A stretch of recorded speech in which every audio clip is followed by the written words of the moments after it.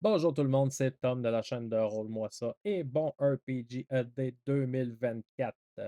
Question numéro 15. Read Character Gear. Traduit en français, ça laisse place un petit peu à interprétation, mais un superbe équipement de personnage.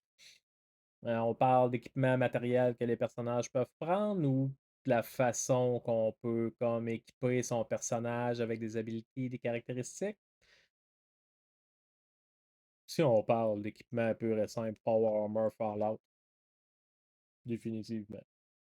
Si on parle dans un sens un petit peu plus large de création de personnages, création de tout ce qui entoure un personnage, je vais définitivement avec le Cypher System de Monte Cook, où ce qu'on crée un personnage avec 3 à 4 choses, soit un descripteur, un type et un focus, où ce qu'on doit tout simplement compléter une phrase en disant Joe Beef est 3 petits points, 3 petits points, qui fait 3 petits points. Dans un setting médiéval fantastique, on pourrait dire que Joe Beef est un charmant elfe guerrier qui fait de la magie, genre. Ça amène un mélange de plusieurs choses. Techniquement, tu sais, la phrase à nommer t'amène à choisir un descripteur ou deux descripteurs quand on embarque les races là-dedans. Dans un setting médiéval fantastique, il va y avoir un descripteur qui va servir pour les elfes, les humains, les nains, etc., qui amène des particularités raciales. Il y a toujours un autre descripteur qui amène des particularités plus générales pour le personnage qu'on veut décrire, qu'on veut jouer. Ensuite, il y a le type à choisir qui est un petit peu la classe, soit un guerrier, soit un intellectuel, soit un explorer ou un adepte, qui est plus côté magie, et qui focus sur quelque chose, qui fait quelque chose en particulier.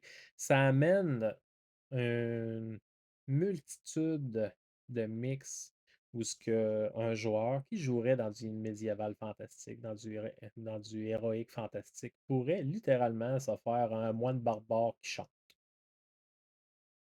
ou quelque chose du genre. Un paladin guerrier qui est alcoolique un peu ou whatever. Tu sais. Il y a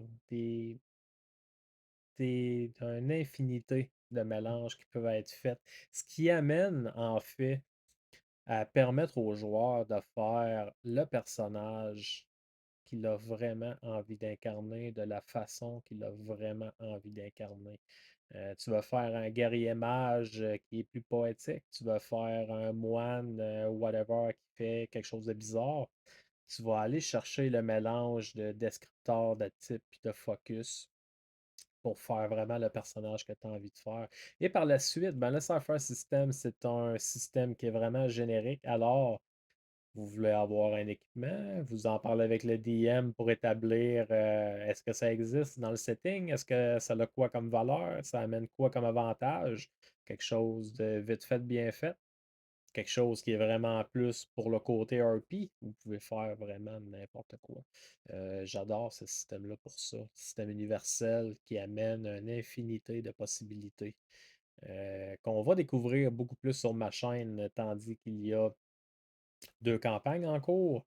La campagne Terra Incognita que j'ai parlé à quelques reprises dans les vidéos précédentes qui se passe dans un univers post-apocalyptique. Et la campagne Nouveaux Horizons qui est DMée par moi qui se passe dans l'espace. Tout simplement science-fiction spatiale. Qui on joue dans les Pléiades, qui est une partie dans notre système solaire qui risque d'être fort intéressante. Un peu inspiré de Firefly et mélangé à Halo. Bon, on va voir ce que ça va donner. Sur ce, bonne fin de journée tout le monde et bon RPG AD.